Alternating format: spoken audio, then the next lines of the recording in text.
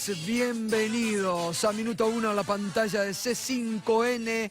Hoy más que nunca clarificando la realidad, para que nadie te confunda, para que no te sigan vendiendo mala información. Aquí diariamente tenés lo mejor, lo que otros no te cuentan, y aquí te lo seguimos contando, ¿eh? Y sí, está muy interesante, ¿eh? ¿Por qué no le ponen un poquito más la musiquita? Me gustó, ¿eh? En todo caso, aquí tendría que ser, si lo sabe, cante, cante con D'Alessio. Porque a partir de este momento nos podés acompañar con el hashtag si lo sabe, cante. Porque sigue hablando el ex espía Marcelo Sebastián D'Alessio. Y sigue embarrando a Carlos Stornelli y a otras figuras del macrismo, y cada vez que habla D'Alessio, cada vez te das cuenta cómo se armaban las causas judiciales por parte del poder político, mediático y judicial en la época del macrismo. La verdad, ya da para la risa, da para la joda. Es así, discúlpenme el término, era una joda todo durante el macrismo, como el poder político, mediático y judicial, para que el propio, ¿cómo habrá sido de grave? Para que el propio D'Alessio diga, Stornelli me pedía cosas ilegales. D'Alessio lo dice, Stornelli me pedía cosas ilegales. Enseguida todo te lo vamos a contar para que te enteres cómo el mamarracho que fue el macrismo se cae con todas estas cuestiones. Y bueno, hablando de mamarrachos, Macri se fue del gobierno con la inflación más alta de los últimos 28 años. Sí, Macri lo hizo. Macri, que había prometido pero que era nada, que en 2 minutos él iba a resolver la inflación. 40% por año tuvo Macri de inflación y se despide. Macri, la inflación más alta de los últimos 28 años, la consiguió el gobierno de Macri y los radicales. No nos olvidemos de esto, ¿eh? Macri y los radicales que gobernaron la Argentina durante 4 años, que ahora se hacen los distraídos, que ahora miran para el costado, que ahora pontifican y han dejado un desastre en la Argentina. Donde se busque, encuentran desastre. Mire lo que es la provincia de Buenos Aires, no solamente aparte de la deuda, de la cual vamos a estar. 86 casos de sarampión, vacunas vencidas en la provincia de Buenos Aires. Hoy nos decía el ministro Goyán, prácticamente no iban a sus despachos de la provincia de Buenos Aires porque atendían acá, en cómodas oficinas capitalinas. Eso es desprecio por el Estado. Lo que el macrismo ha hecho en todo sentido. Desprecio por el Estado. Otro de los temas centrales que vamos a ver, y ayer te lo adelantábamos aquí en Minuto 1, a través del video que mostró un verdadero hallazgo de perfil.com. Parece para tomarlo a risa, pero no es para tomarlo a risa. El episodio del empresario Álvarez Castillo, tirando un chancho, ahora dicen que un cordero, lo mismo, desde un helicóptero. Placeres que se dan los ricos. Placeres que se dan los ricos. Los amigotes, entre ellos. Ahora dicen que no era Álvarez Castillo. Ahora dicen que era el Pacha Cantón, con un pasado bastante cuestionable también. Pero entre ellos, los que están en Punta del Este. También lo vamos a estar comentando, ¿eh? Muy bien, se conoció hoy el dato de inflación del mes de diciembre y la inflación acumulada que dejó Mauricio Macri, la más alta en 28 años. Vamos a los números de la inflación macrista. 3,7 en el mes de diciembre, acumulado del 2019, 53,8% de inflación acumulada que dejó Macri. Hoy estaba viendo, cuando uno tiene que repasar, porque como siempre les digo a ustedes, memoria activa. Por favor, memoria activa. Hoy estaba repasando datos del 2016. Macri prometía en el 2016 que iba a terminar su gestión con $1 a 23 pesos y una inflación del 6,1. Eso prometía Macri en el 2016. Pratgay, cuando anunciaba, decía que iba a ser de un dígito la inflación en el 2019. Mire cómo termina el gobierno de Macri. 53,8% de inflación en el 2019. La inflación más alta de los últimos 28 años. Memoria activa, porque están pontificando. Se olvidan, quieren borrar los 4 años que gobernaron la Argentina. Miren, alimentos, más alta todavía, 56,8%. Salud, mire esto, 72,1% en salud. Comunicación, 63,9%. Equipamiento del hogar, 63,9%. Toda la economía indexada, toda la economía carísima, desorganizaron la vida de los argentinos.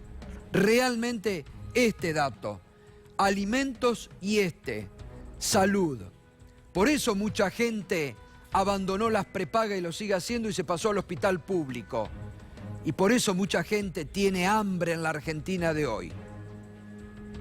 Pero vamos a ver el trabajo que hizo la producción de este programa, la acumulada de la era Macri. Mire, 300% de inflación en los 4 años de gobierno de Mauricio Macri. 40% promedio anual. Cada año de Macri, 40% anual. Por esto se sumaron 2.800.000 personas como nuevos pobres por la inflación, por la devaluación, que fue realmente exorbitante. Lo decía el lunes el presidente Alberto Fernández cuando teníamos el reportaje en la Quinta de Olivos. Superior a lo que se vivió en el 2001 en la Argentina. Más grave que la salida de la convertibilidad ha sido el legado macrista para la economía argentina. Estos números, ¿qué pueden decir después de estos números de la economía? Pero Duhovne está en Punta del Este, se ríe de todos nosotros. Pratgay anda allí buscando algún nuevo conchavo, tal vez a nivel internacional. Se ríen de nosotros. Macri descansa en el sur, se ríen de nosotros. Dejaron 300% de inflación acumulada en 4 años. ¿Pero qué prometía? Esto es lo mejor. ¿Qué prometía Macri en la campaña y aún siendo presidente? Vamos a recordarlo. Acá hay que bajar la inflación. Yo en el 2007 denuncié la inflación, no porque fuese un vidente, sino porque tengo unas canas y sé lo que pasa después de un tiempo cuando la inflación actúa. Y la inflación es una gran estafa. Cuando nosotros asumamos, le vamos a decir a la gente que la inflación se va a terminar, que confíe y la gente va a confiar. ¿Parece un problema difícil? No, ¿qué va a ser difícil? ¿Cómo se soluciona? No, la inflación es la demostración de tu incapacidad para gobernar. En mi presidencia la inflación no va a ser un tema. Es responsabilidad primaria del gobierno, porque es un impuesto perverso que cobra un gobierno que administra mal y estafa siempre primero a los que menos tienen. Sí. Y yo me comprometí a que la inflación iba a bajar.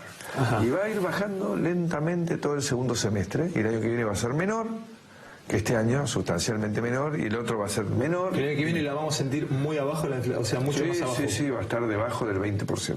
¿El año que viene? Sí, el año que viene. Yo quiero que sepan que si la inflación no baja, es culpa mía. No le voy a echar la culpa a otro. ¿Se da cuenta de la forma en que nos mintió? ¿Se da cuenta de la forma en que nos mintió descaradamente? La estafa electoral que ha sido el macrismo. Este era Mauricio Macri, el mismo que nos gobernó 4 años. La estafa electoral del macrismo.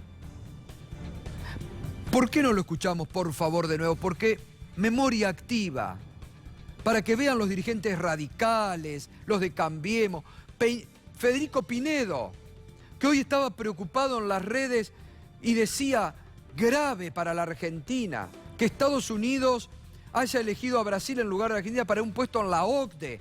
No, Pinedo, grave es el 40% de inflación que dejaron ustedes.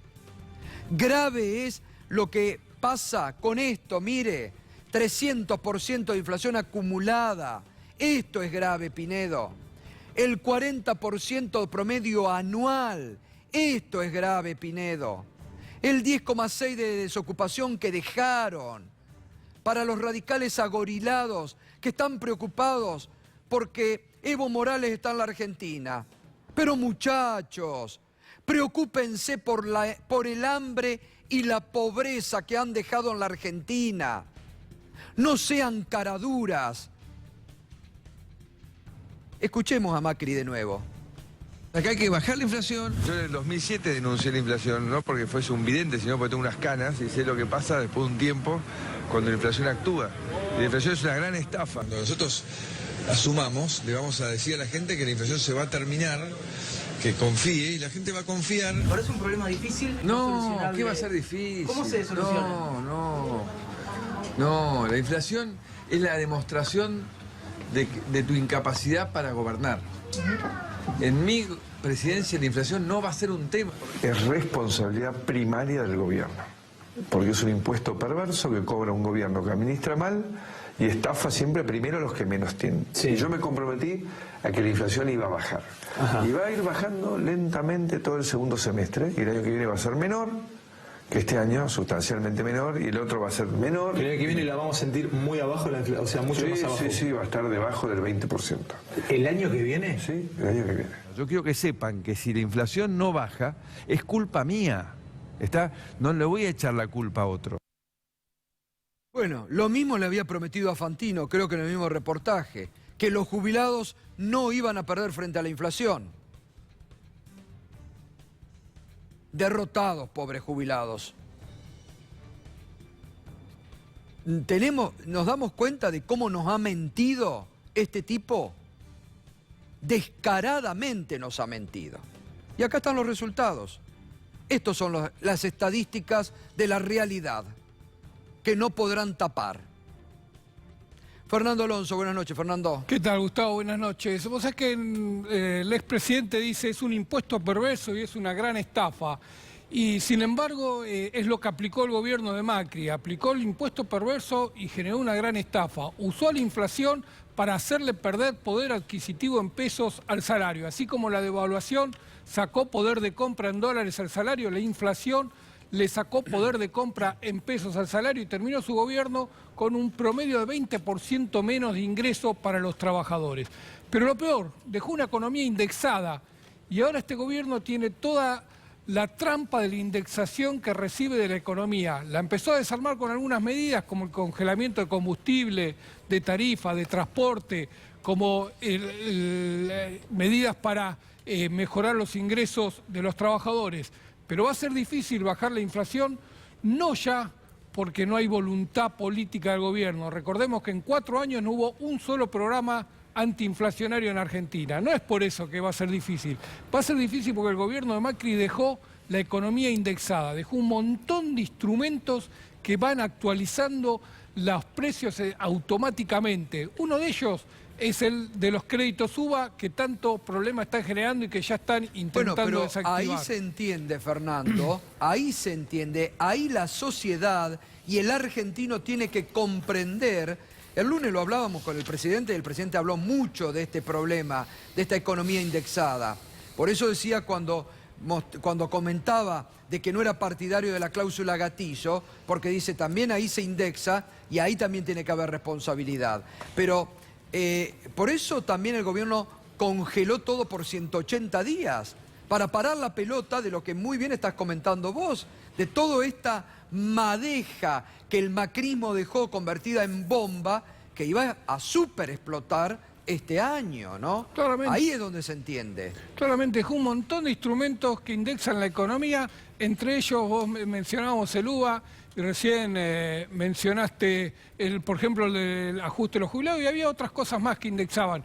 Incluso la pérdida de valor simbólico de la moneda también está asociado a eso, Gustavo. Muy bien, ahora vamos a continuar, ¿eh? Sí, sí, sí, sí, sí, sí, sí, sí, sí, sí. Si no saben nada, si no saben nada, si no saben nada, cante con ganas, pueblo que canta sus penas escándalas, si no saben nada. Bueno, nos hemos estado ocupando esta semana de Marcelo Sebastián D'Alessio.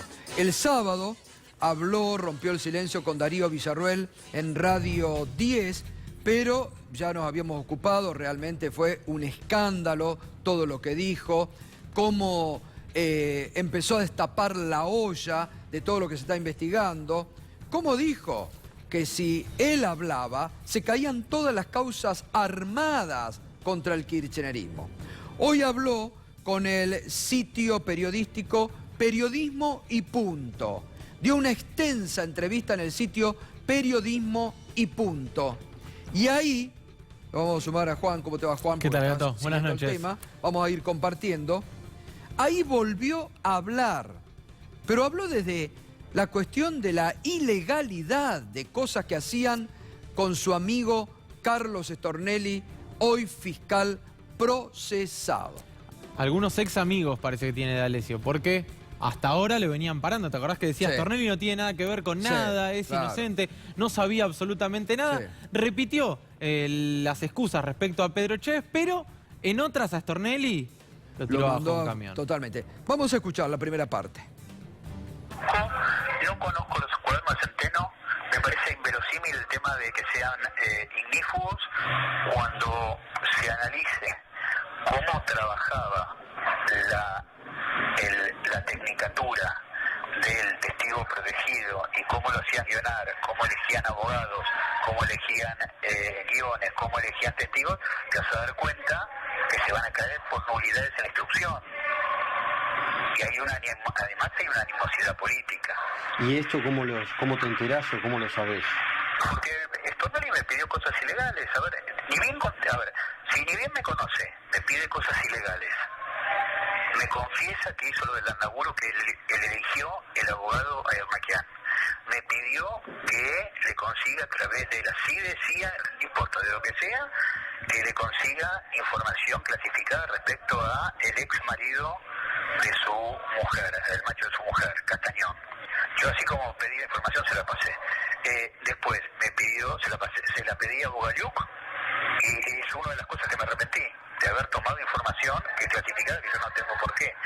De hecho, a mí no me compete la ley de inteligencia, porque no soy de inteligencia, digamos, no laburé nunca en la CIA de Argentina, nada. Me pidió también que le haga la cámara oculta a Guaira, cosa que no hice, ni preparé, ni hice un carajo. Bueno, ahí era muy interesante lo que, no sé si lo tenemos, pero cómo continuaba hablando de la cámara oculta Ubeira, ¿no? Sí. Porque ahí, como Ubeira lo contó el otro día, en Mañana Silvestre en Radio 10, D'Alessio dice, Fariña estuvo 1 día y medio con Stornelli. Fariña, que era un preso, que está por estafa condenado, que después lo sacaron de la cárcel. Bueno, está el doctor Rosanqui aquí, ahora enseguida vamos a hablar. Lo corrieron a Rosanqui, lo sacaron de la cárcel el ex ministro Garabano para sumarlo al show que tenían de ellos de preparados. Pero fíjate cómo además ya le soltó la mano a Stornelli y empezó a hablar y dice, la verdad es que yo no sé si hubo corrupción o no respecto a los cuadernos, pero sí sé, y de muy buena fuente, porque me juntaba con Stornelli, que ponían abogados, que plantaban testigos, que le daban guiones a algunos para que cantaran contra ciertos nombres. Todo esto lo está diciendo el propio D'Alessio, que tenía contacto asiduo con Carlos Stornelli, y nosotros no estamos agregando ni una coma a lo que estamos viendo. Y el propio D'Alessio diciendo, yo le pedí información sobre la expareja de su actual mujer, de la actual pareja de Carlos Stornelli. Siguió hablando Marcelo D'Alessio, también nombra a un histórico amigo de Mauricio Macri, Daniel Angelici, en medio de toda esta trama, y también habló de Daniel Santoro, su ex amigo. Que hacer generar audios, esto fue una interna de la CIDE, de la propia AFI, contra Stornelli por una cagada que se había mandado Stornelli. Era un quilombo mediático, había que hacer un quilombo mediático a Stornelli. Eso es lo que pude deducir todo después. ¿Estas bandas de la AFI a quién responden? Esas respondían directamente a Angelici, al Tano. Según el juez, vos eras como una especie de ablandador, ablandabas a un entrevistado antes de dárselo a Santoro. No, ni pedo. A ver, no le tengo ninguna simpatía ahora a Santoro, pero ninguna por muchas cosas que hizo. Pero tampoco voy a volasear. No, a ver, no le tengo ninguna simpatía porque se abrió de gambas en vez de decir, ese no es el Marcelo que yo conozco, a ver, pará. Yo voy a ir a Dolores, voy a ver de qué se trata. Se abrió de gambas y dijo, sí, me da información, le debo haber dado 17 tapas de Clarín en un año. Escucharon, ¿no? Le debo haber dado 17 tapas a Clarín en un año. El expía Marcelo Sebastián D'Alessio, que dice, no, ahora Santoro me traicionó, se abrió de gambas, ahora me desconoce. Después, lamento mucho, ¿no? La Academia de Periodismo u otros que sacan solicitadas a favor de Santoro. Miren con quién estaba trabajando. Miren con quién trabajaba. De dónde recibía información. Y tendría que darles un poquito de cosa, ¿no? Mezclado con lo peor de los servicios de inteligencia y de la podredumbre que está saliendo de los sótanos de la democracia. Porque esto que dice Juan, ¿no? También viste que dice, no, las bandas de la AFI que respondían al Tano Angelici. Bueno, lo que estábamos viendo y lo que venimos viendo en estos últimos días en este programa, la cantidad enorme de espías que se incorporaron en el último tiempo, los materiales, los 210 autos, muchos de ellos dedicados directamente a perseguir diariamente a dirigentes opositores. En el caso de Cristina Kirchner se pudo graficar claramente porque se encontró un auto de la AFI en la puerta del Instituto Patria. Pero realmente fue muy impresionante cómo se utilizó como agencia paraestatal de un partido político. Vamos a más, a ver qué hay. Vamos. Hay nuevos nombres también, Gato, porque la nota también tiene una parte escrita que está desgrabada y dice, usted ayer habló de la causa, ayer se refiere a la nota con Darío Villarruel. Es que mi declaración como arrepentido es tan sólida que si la aceptasen me beneficiaría a mí como a imputados de otras causas. ¿A quiénes? Funcionarios, hijos e hijas de una altísima funcionaria. Se refiere a Cristina Kirchner. Y sigue.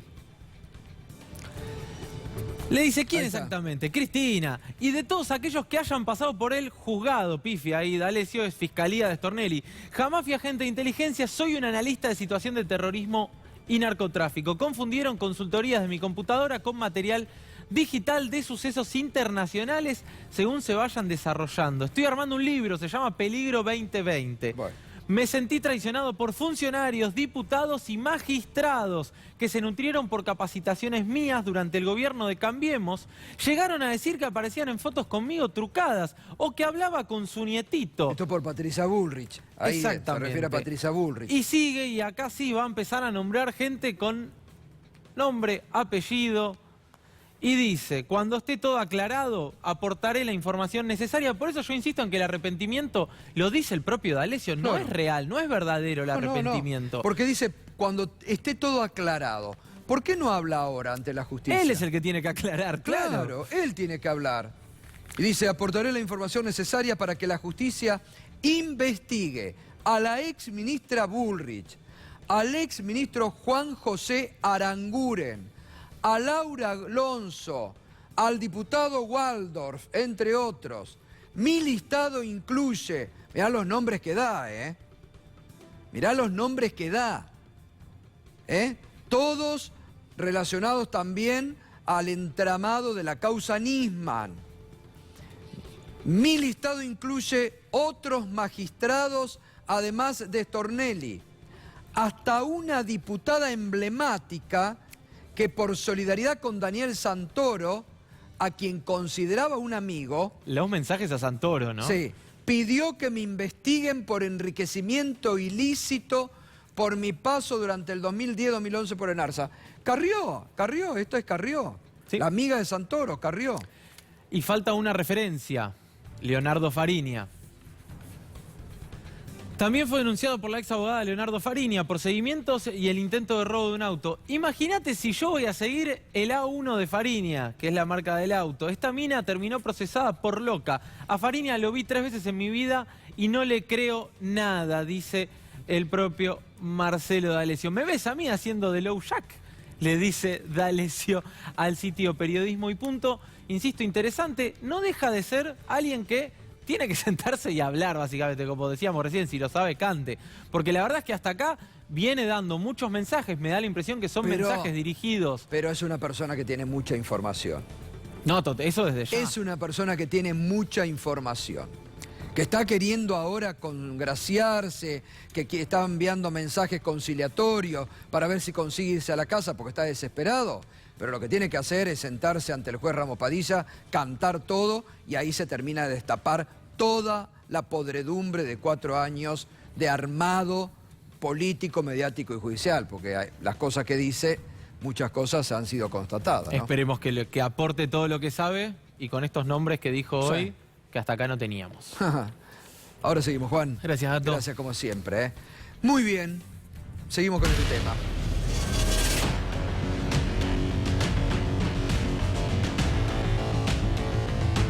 Y sí, los ricos no piden permiso y parece que pueden hacer cualquier cosa. Hasta tirar el chancho de un helicóptero. Vamos a ver nuevamente las imágenes que ayer te anticipábamos en forma exclusiva aquí, gracias a Perfil. Mirá.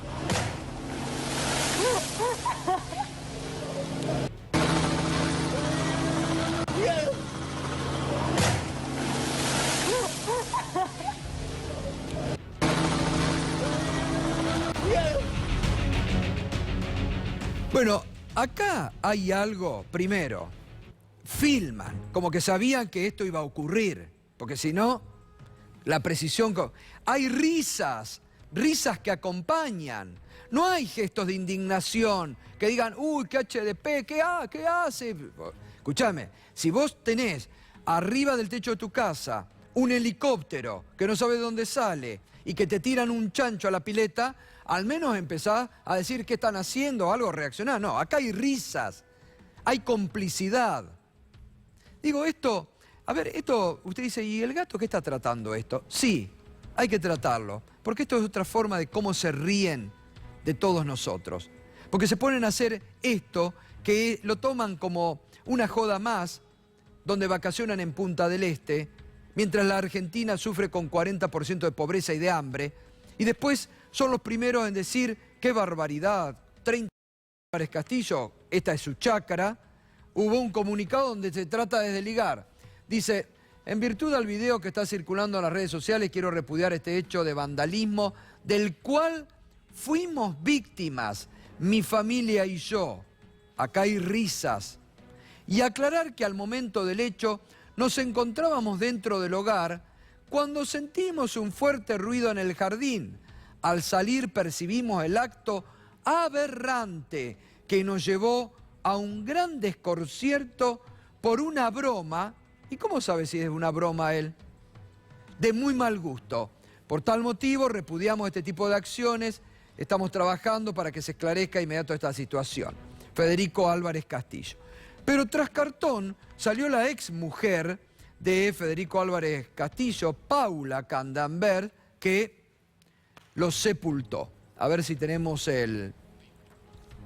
Paula Candambert, PSDA, Sociedad Anónima, dueña de la marca Paula Candambert, comunica que repudia fuertemente el hecho de público conocimiento de violencia contra los animales realizado por el señor Federico Álvarez Castillo. Cabe aclarar que el señor Federico Álvarez Castillo fue desvinculado de la marca Paula Candanvers hace más de 20 años por numerosas irregularidades que generaron acciones legales en su contra. De allí que este hecho repudiable no nos sorprende. Lo mandan abajo de un camión. Ahí ahora dicen que aparentemente el empresario sería el Pacha Cantón, ¿no? Tenemos, Charlie, ahora a la tarde, pero todo se ve que es una complicidad, ¿no? Ahí dice, ¿no? El diario Clarín, pasado polémico, ¿quién es Pacha Cantón? El empresario que habría tirado de un helicóptero un cordero en la pileta de Federico Álvarez Castillo. Es argentino, pero se radicó en Uruguay hace 35 años. En el 2012, viajando a Carmelo, chocó con su lancha y en el accidente murieron una mujer y una beba de 2 años. Bueno, acá lo que dicen muchos que la pasó por arriba, literalmente, que venía en un yate y los pasó por arriba. Aquí está, los ricos no piden permiso, no asumen las consecuencias de sus bromas pesadas y se pasan las culpas. Y Susana Jiménez, que ahora se arrepiente. Recordemos lo que había dicho Susana Jiménez. Y si hay mucha pobreza, que vaya la gente al campo. Nosotros siempre fuimos el granero del mundo. Y bueno, hay que, no sé, hay que enseñarle a la gente, por ejemplo, a la gente del norte, a plantar, a tener gallinas en el gallinero, qué sé yo, cosas así, de verdad te lo digo. Bueno. Repugna escucharla realmente, ¿eh? Repugna escucharla. Ahora sacó un comunicado. Con respecto a mis consideraciones sobre el hambre en Argentina, primero he de decir que fue desafortunado responder en un evento totalmente fuera de contexto, como lo hace habitualmente, sobre un tema tan sensible.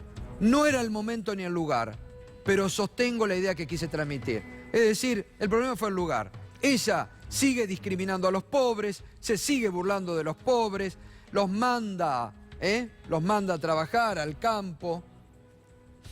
Estoy convencida de que hay soluciones para salir de la pobreza que no se están teniendo en cuenta y comienzan con la educación y un Estado que deje de ignorar el problema. Ahora, ¿se lo dijo a su amigo Mauricio Macri?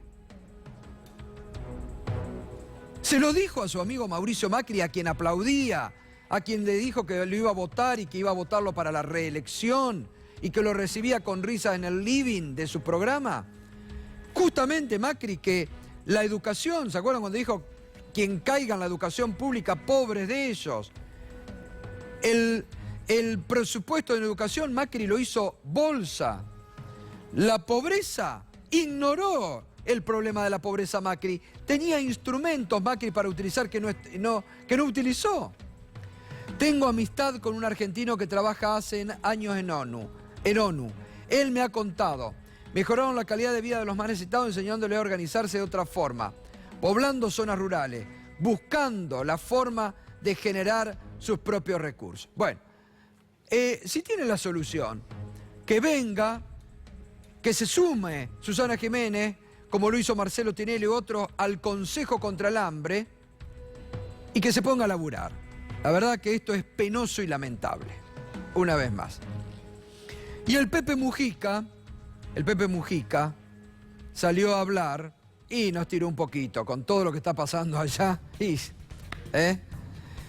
El Pepe Mujica salió a criticar la idea del presidente electo, Lacalle Pou, de convocar a 100.000 argentinos. Y dijo, en vez de traer 100.000 cagadores argentinos, el Pepe Mujica dijo, en vez de traer 100.000 cagadores argentinos, bueno, con los ejemplos que tienen allá en el Uruguay, preocupémonos de que los nuestros inviertan acá. Tenemos unos 24.000 millones desparramados por el mundo. ¿Por qué no hacemos que esa plata venga al país? Bueno, ellos también tienen cagadores propios, ¿no? Ahora, Fernando, acá otra vez, el lunes lo decía el presidente Alberto Fernández, ¿no? Con la propuesta de Lacalle Pou se vuelve a esa idea de Uruguay paraíso fiscal, ¿no? Sí, la verdad que es sorpresivo la declaración del presidente electo. Si se va a llevar empresarios como se llevó a Cantón, no hay ningún problema, ¿no? Puede llevarse a muchos de esos empresarios. Pero la idea que tiene Pou es la misma que ya está llevando adelante España, pero con un poquito mejor de criterio. En España dijeron, bueno, a todos los profesionales argentinos que vengan, que le dejamos buscar trabajo en España y después si consiguen le damos la ciudadanía. Por lo menos se quiere llevar materia gris. Pou se quiere llevar la plata de los argentinos. Dice, vengan, depositen la plata acá, den ciudadanía uruguaya, aunque no vivan acá, se la vamos a dar para que puedan evadir leyes impositivas en Argentina. Un disparate. Bien, bueno, le damos la bienvenida al programa nuevamente después de sus vacaciones a Irina Hauser. Bienvenida, Irina. Hola, gato. ¿Cómo andamos? Muy bien. ¿Pasó bien? Renovada. Sí, muy bien. Espectacular. Es un derecho las vacaciones, Y aunque sí. vio que algunos la niegan. Hasta eso empiezan a discutir si es un derecho o no las vacaciones. Bueno, estoy muy contenta y muy bien recibida. Bueno, muchas gracias. ¿De qué vamos a hablar en un ratito? Y vamos a hablar de Nisman. El sábado se cumplen los 5 años de la muerte de Nisman y ya hay mucho ruido alrededor de la causa porque obviamente hay muchos interesados en insistir con la teoría del asesinato. Así que vamos a estar hablando de lo que está pasando en esa causa, en esa investigación sobre la muerte de Nisman. Bueno, muy bien. Nos acompaña esta noche el doctor Carlos Rosanqui. ¿Cómo le va, doctor? Bien, Gustavo, un placer. Con todo lo que la previa se Wow. ha hecho un festín, ¿no? Wow, es triste. Entre lo de D'Alessio, la conducta de estos empresarios que desprecian de esta forma también lo que está pasando en nuestro país, ¿no? Bueno, los ricos se burlaban a los pobres siempre. Sí, es verdad. La tragedia es que además tuvimos la desgracia de que los últimos 4 años gobernaron además los ricos. O sea que es doblemente grave. Así es. Bueno, vuelve a hablar D'Alessio, ¿no? Y lo menciona mucho a Fariña, lo descoloca, dice, bueno, a Fariña no le creo nada, pero cuenta que Fariña era la principal fuente de información del fiscal Carlos Stornelli, ¿no? Claro, lo que pasa es que tanto D'Alessio como Fariña, Stornelli, son emergentes de una escenografía muy tremenda, que es precisamente la escenografía que el gobierno anterior instaló y que el desafío actual es cómo se deshace esa trama mafiosa que tiene como producto este tipo de gente. Y esa escenografía lo que hizo fue crear ficciones como la ruta del dinero K, la pesada herencia, el dinero escondido en la Patagonia, la muerte de Nisman, un suicidio transformado en homicidio, y todas esas ficciones se volvieron realidad a partir de un contexto que lo permitió y lo avaló. En este caso, desgraciadamente, con un poder judicial que avaló eso, servicios de inteligencia, medios de comunicación y, por supuesto, el Poder Ejecutivo a la cabeza. Ahora, yo me acuerdo, porque digo, esto es lo vergonzoso y lo bochornoso. Yo me acuerdo ver en un programa de televisión al fiscal Carlos Stornelli sentado al lado de Fariña, que era un delincuente, Fariña, ¿no? Usted tuvo el caso de Fariña. Estaba preso. Diciendo, es una computadora, Bueno, es impresionante diciendo, lo que claro, sabe. Eso, diciendo, es una computadora, es una maravilla, este tipo hay que usarlo más.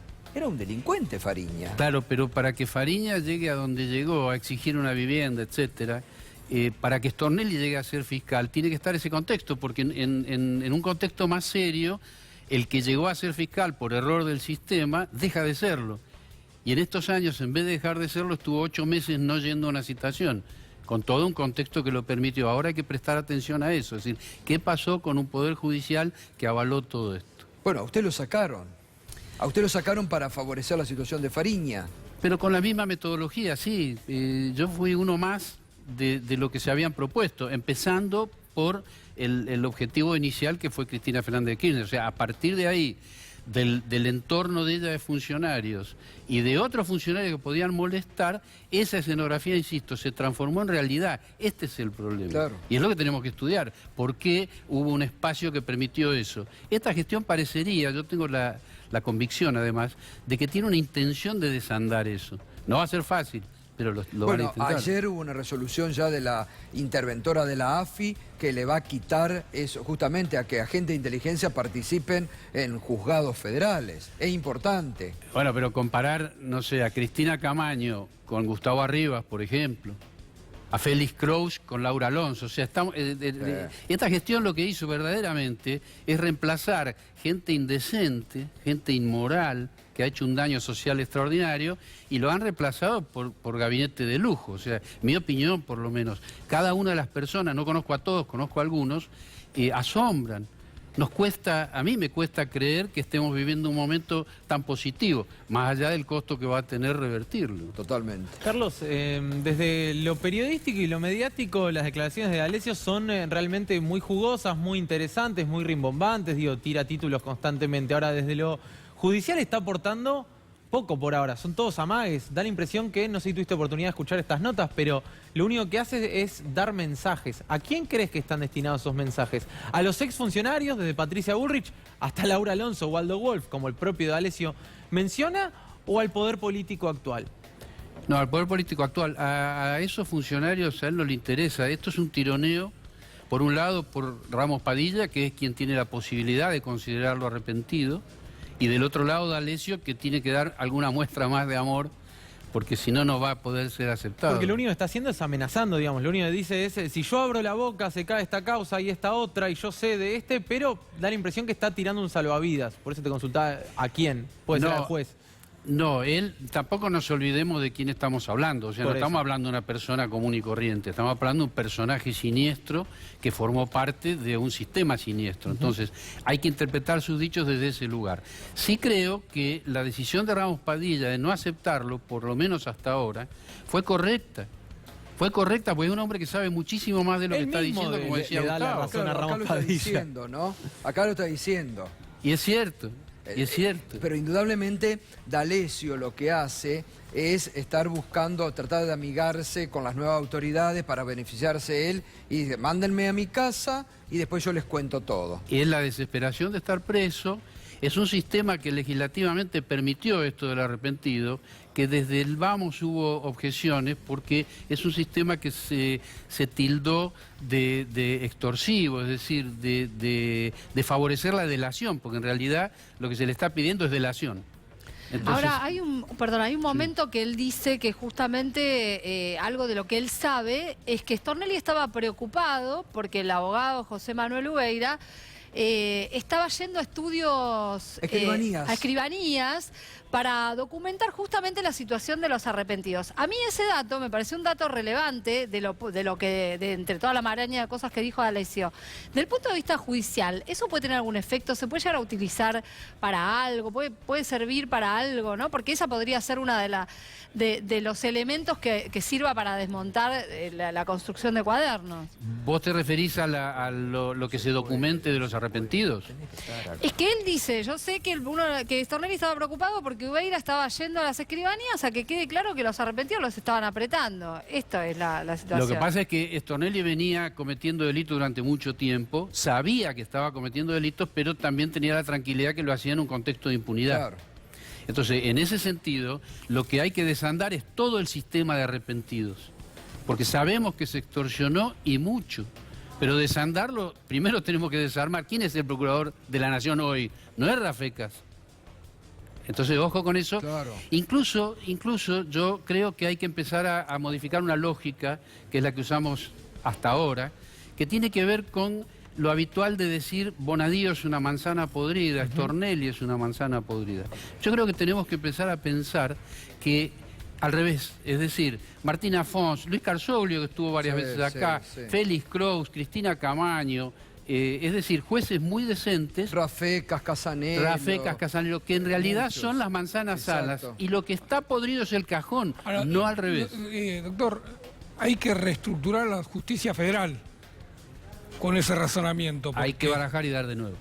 Y en ese barajar de dar de nuevo, es desarmar la justicia federal, mezclarla con la justicia nacional, hacer una gran justicia de 100 jueces y no de 10 que maneje las causas sensibles del país. Es feo lo que voy a decir, pero yo no creo que aumentar una cantidad de juzgados o de fiscalías modifique algo que es estructural. Y lo estructural es la familia judicial.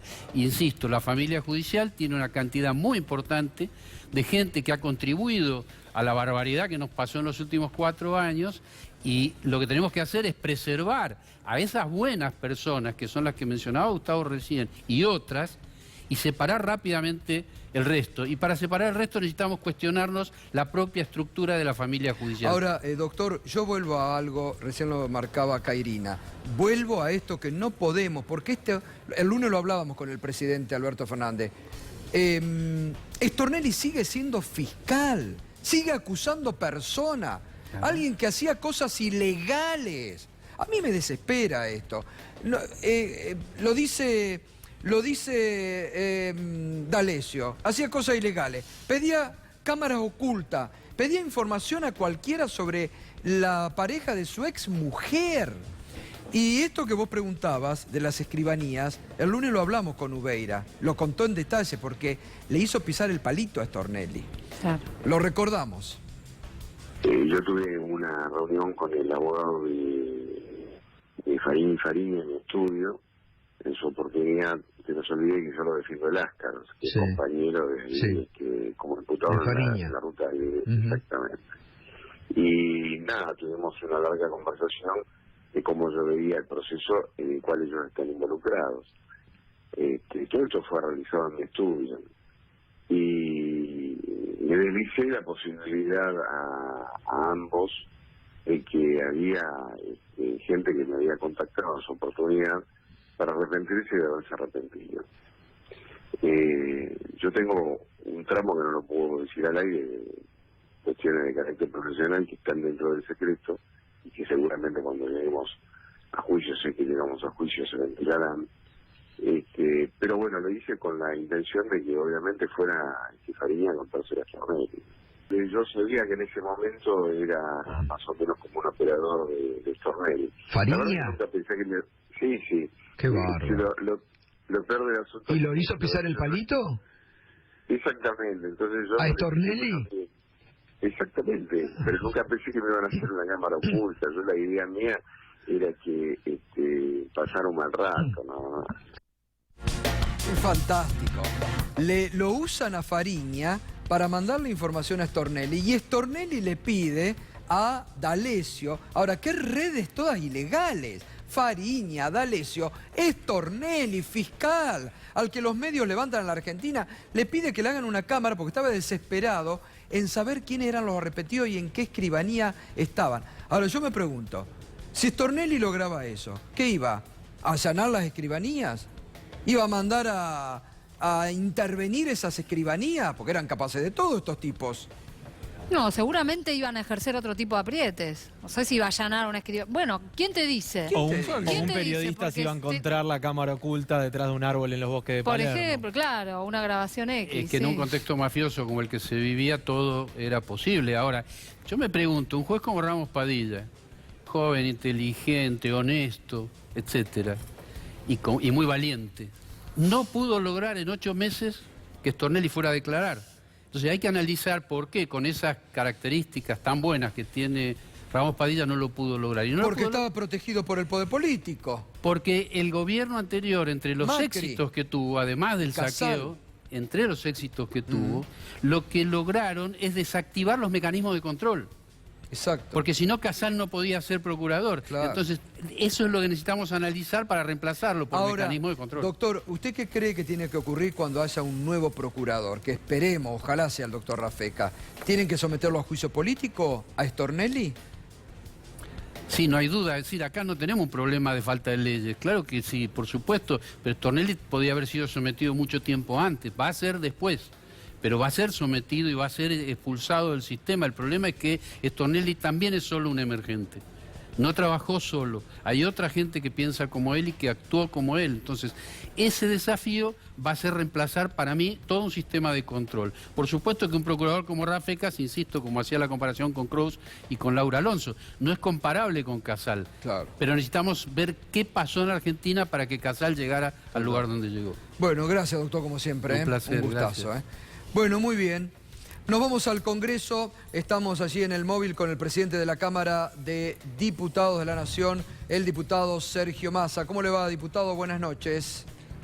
Buenas noches. ¿Cómo le va, Gustavo? ¿Cómo está? Bien, feliz año que no nos habíamos visto, ¿eh? Está trabajando usted. Buen año para también. usted y para toda la audiencia. Bueno, estuvo reunido ayer con el presidente Alberto Fernández para establecer un poco los temas de las sesiones extraordinarias, ¿no?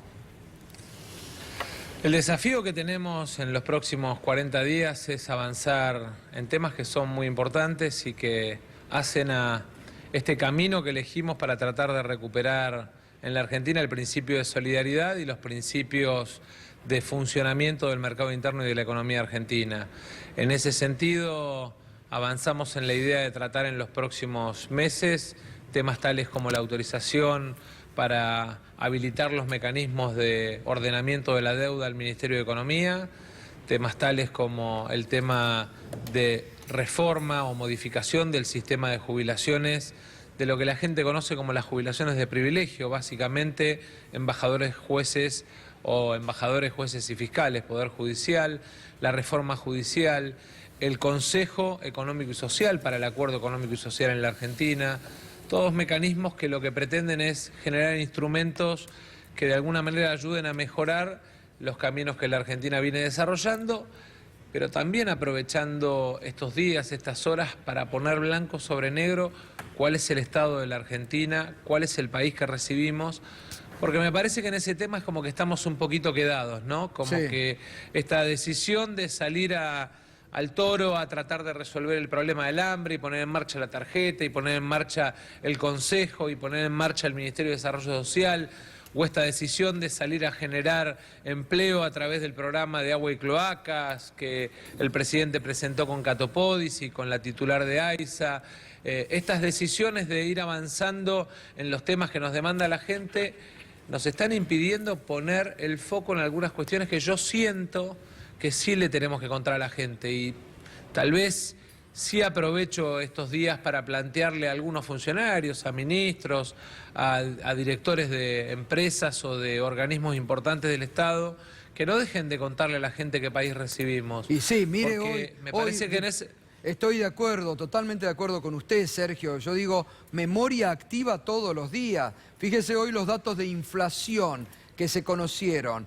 Macri entregó la inflación más alta de los últimos 28 años y están pontificando sobre cómo tienen que hacer las medidas ustedes ahora.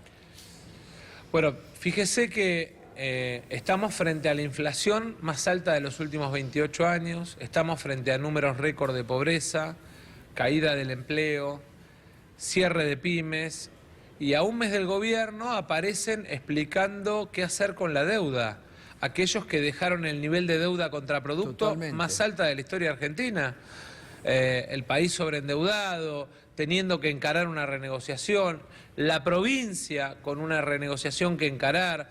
Yo lo veía o lo escuchaba al ministro Lacunza, a quien le tengo respeto, cariño personal, pero yo le aconsejaría que haga silencio, porque él tuvo que declarar el default de la deuda en pesos de la Argentina. Claro. Entonces, me parece que ponerse a pontificar ahora de cómo encarar la renegociación de un gobierno que además está decidido a no defaultear la deuda argentina, de un gobierno que está decidido a renegociar y darle certeza a los bonistas, pero de acuerdo a la capacidad de pago, porque no es pagar a costa de el dolor de nuestros jubilados o de el empobrecimiento de nuestras pymes o de la caída del salario de nuestros trabajadores. Y creo que eso es muy importante, que lo pongamos blanco sobre negro cuando se discuten estos temas en la agenda argentina. Bueno, la situación la situación de la provincia, lo que usted está marcando, la situación de la provincia de Buenos Aires, la deuda en dólares que ha dejado la gobernadora María Eugenia Vidal y que ahora el propio Cambiemos está desconociendo o trataron de imposibilitar las sanciones de la ley impositiva, digo. Es como que se olvidan que gobernaron 4 años la Argentina. Pareciera que la historia empezó el 11 de diciembre y que son astronautas suecos que llegaron a la Argentina sin tener nada que ver con la deuda, sin tener nada que ver con la pobreza, sin tener nada que ver con la desocupación o con el cierre de pymes en la Argentina. Cuando en realidad lo que esperamos es esa oposición colaborativa que dijeron que iban a hacer.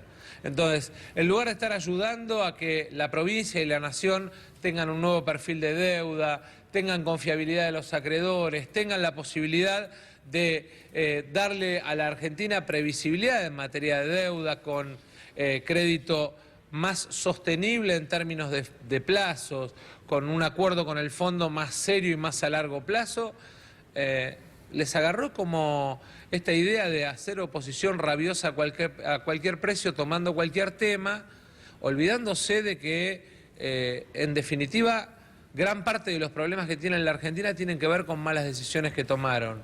Entonces, cuanto menos prudente silencio, cuanto menos respetuoso acompañamiento, darle las herramientas al presidente, al gobernador, para elegir un camino y un rumbo que la Argentina necesita tomar los próximos meses. ¿Qué tal, Sergio? Buenas noches. Juana Morín te saluda. Hola, Juan, ¿cómo le va? Todo bien, gracias. Quería consultar puntualmente por este sentido, ¿no? Por lo que se viene, las sesiones extraordinarias y la actitud de la oposición. Hasta acá hemos tenido leyes como la emergencia social, económica y sanitaria, que costó muchísimo justamente porque se rompieron las reglas de juego de alguna manera, o por lo menos la actitud de la oposición no coincidía con esta oposición constructiva que vos mismo planteabas. Lo mismo sucedió en la provincia de Buenos Aires y en los dos casos encontramos a Macri en Qatar viendo un partido de fútbol y a la exgobernadora María Eugenia Vidal en la provincia de Buenos Aires, en París, perdón. Es decir, no había interlocutores. ¿Qué se viene? ¿Qué se espera de cara a las sesiones extraordinarias? ¿Están hablando al respecto? ¿Van a contar con apoyo, con acompañamiento o se pueden dar situaciones similares? Yo aspiro, tengo buen diálogo con Mario Negri, con Cristian Ritondo, que son los dos presidentes de los bloques que forman el interbloque Juntos por el Cambio, también con Balibuca y con José Luis Ramón. Aspiro a que entiendan que necesitamos construir un perfil de deuda sustentable para la Argentina y que para eso es importante darle las herramientas al Ministerio de Economía en materia de contratación de bancos, de advisors, en materia de instrumentos para operativizar esa toma de deuda.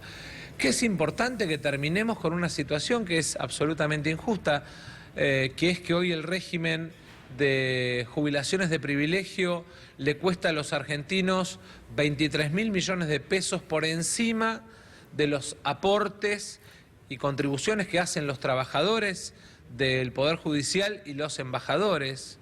Digo, para que entendamos que cuando se habla de las dificultades que muchas veces tenemos para mejorarle a los jubilados, aparecen situaciones como estas, ¿no? Que son injustas y que tenemos que corregir. Invitarlos a participar, invitarlos a que intervengan en la comisión, que intervengan en la redacción de la nueva ley, pero entendiendo que la Argentina de los privilegios para poquitos, en la que muchos sufren, se terminó.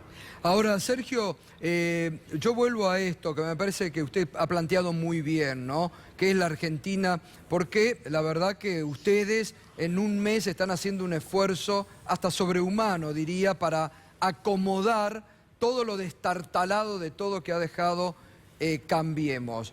¿Cómo toma, por ejemplo, estas últimas declaraciones muy despectivas, hasta realmente descalificatorias hacia una parte muy importante de la sociedad, de Pichetto, que dice que, bueno, el gobierno está con estos valecitos de la tarjeta alimentaria que no sirven para nada, es toda una mentira que están inventando de que hay hambre en la Argentina? Me da pena por Miguel, ¿no?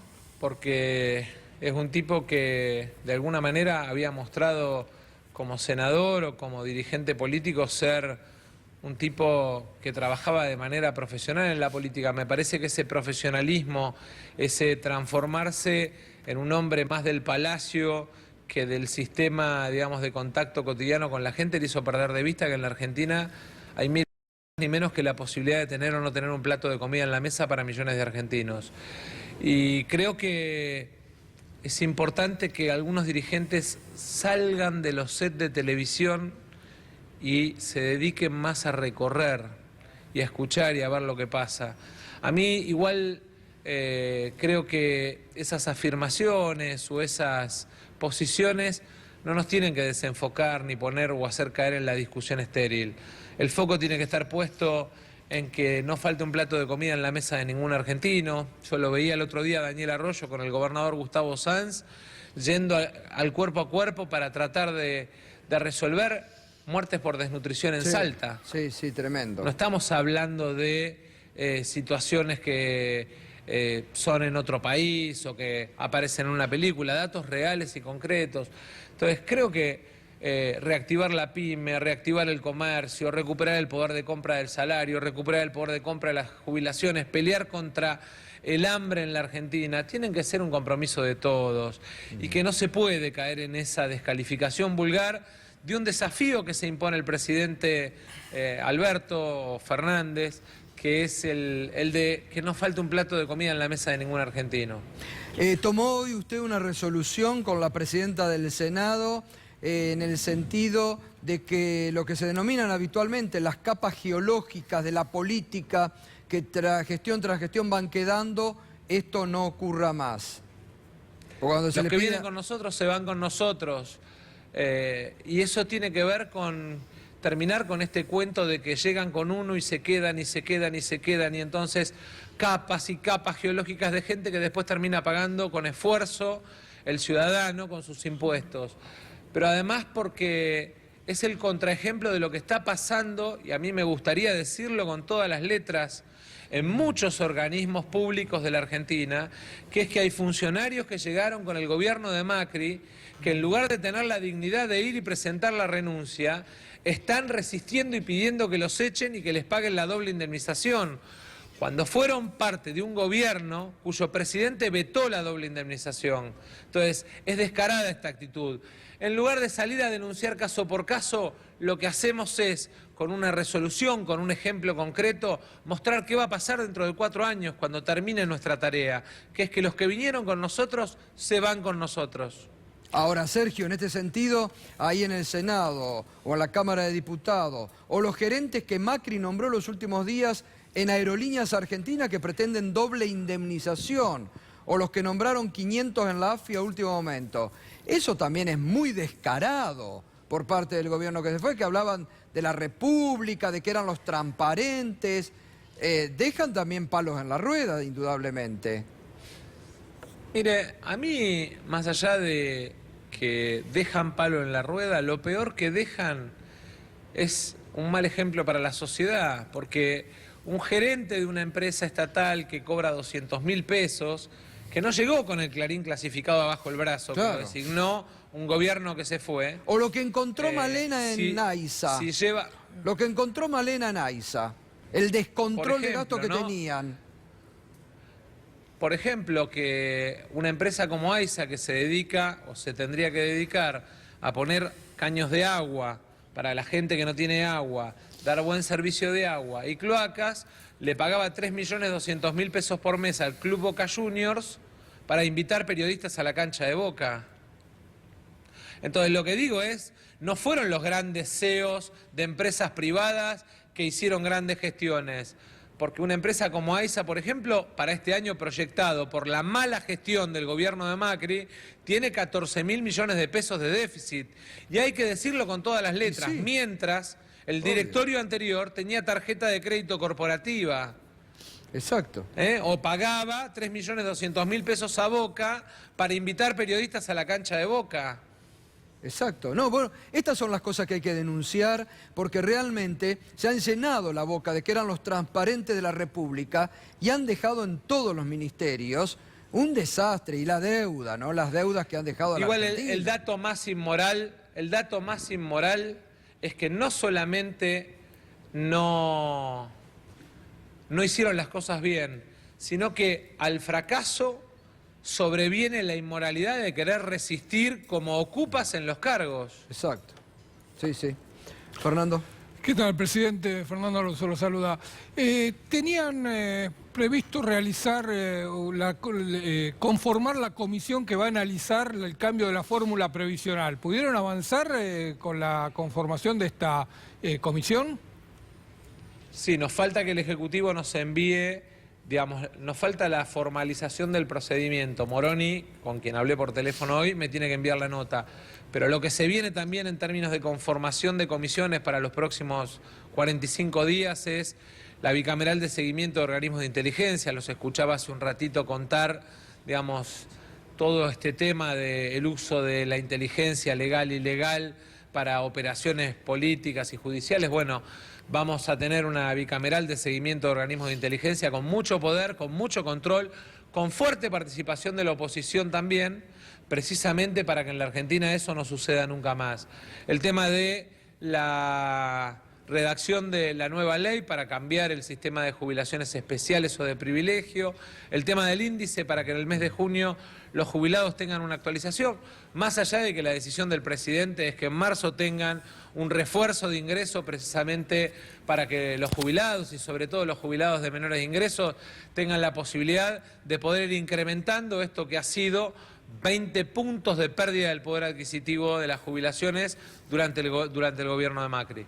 Ahora, Sergio, a ver, usted si hay un tema que conoce y domina es el tema de los jubilados y al que siempre le ha preocupado. El lunes cuando charlamos la extensa entrevista con el presidente dio alguna definición. ¿Le pareció bien? ¿Le gustó? Una hora y media. Me gustó mucho. Digo, el presidente dio alguna definición. Dijo, me inclino más por la fórmula que había durante el gobierno de Cristina que por lo de los 4 años Macri. ¿Usted qué idea tiene como para aportar de lo que debería ser la nueva fórmula jubilatoria? No soy objetivo porque soy el autor de la vieja fórmula. Bueno, entonces... No soy objetivo. Yo creo que esa fórmula tenía la virtud de que acompañaba los ingresos del Estado, la evolución de los salarios, el crecimiento económico de la Argentina y entonces crecía el país, crecían los ingresos, mejoraban los salarios, mejoraban las jubilaciones y no tenía un sistema que estableciera retrocesos. Me parece que en ese sentido la virtud era que era, además de evolutiva en términos de ingresos, sustentable en términos fiscales. Pero bueno, no soy objetivo, soy el autor de esa vieja fórmula. Le diría que... Pero se puede encontrar una aproximación a eso, digo, porque a ver, como lo decíamos el otro día... Yo quiero que en la Argentina ser jubilado no sea ser un paria abandonado a la buena de Dios, sino que sea ser un protegido por un Estado que en un pacto intergeneracional tiene una fuerza de trabajo que cuida a los que se retiran del mercado de trabajo. Esa es la Argentina con la que sueño y la idea de construir un sistema previsional que se sostenga sobre la base de la actividad económica y de la mejora o la evolución en los salarios, precisamente es reconstruir en esta etapa de un mundo donde cambió la ecuación de 4 empleos activos por un pasivo, donde la fuerza económica, digamos, que sustenta o alimenta el sistema de impuestos sirva para sostener ese pacto intergeneracional. Ese es el desafío que tenemos como sociedad, elegir qué país queremos, si un país que cuida a sus abuelos, como el que creemos nosotros, o un país que los abandona a la buena de Dios y que termina, como terminó por ejemplo Chile, con 40% de la población adulta mayor en situación de pobreza, porque digamos, la tasa de cobertura del sistema individual los hace ir cayendo despacito en la pobreza. ¿Y cómo está evaluando este primer mes, no solamente en cuanto a tema medidas, sino en cuanto a funcionamiento de esto que fue una experiencia inédita en la Argentina, de la conformación, lo hemos hablado con usted, el lunes lo hablábamos también con el presidente, del frente de todos, ¿no? Los distintos sectores que tienen un desafío muy fuerte, presente y futuro en la Argentina? Tenemos primero el desafío de ser exitosos en la gestión.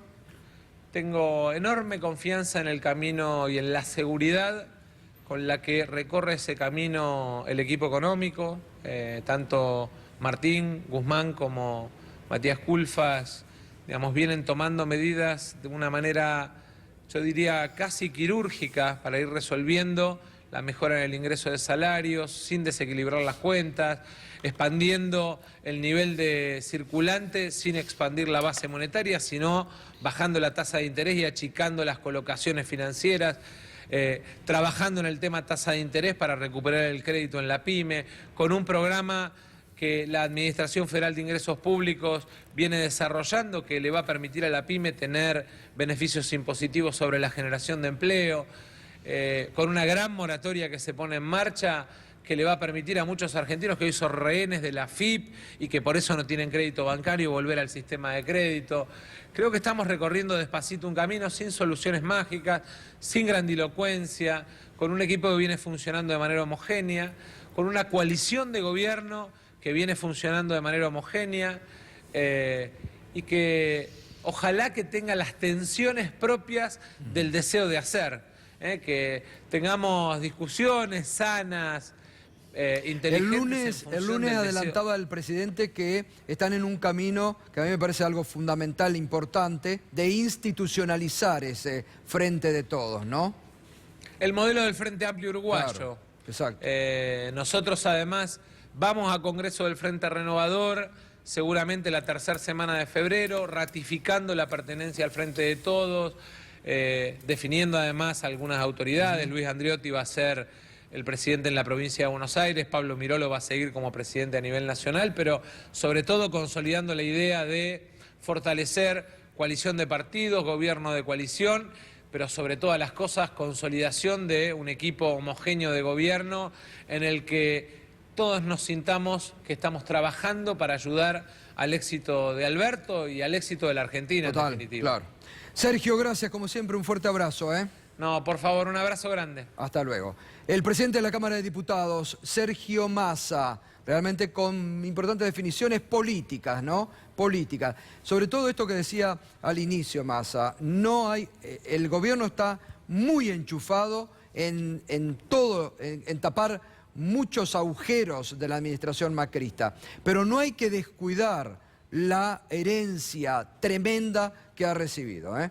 Como todas las noches yo le digo, la memoria activa, esto, 300% de inflación acumulada que el macrismo dejó acá como una bomba para la Argentina.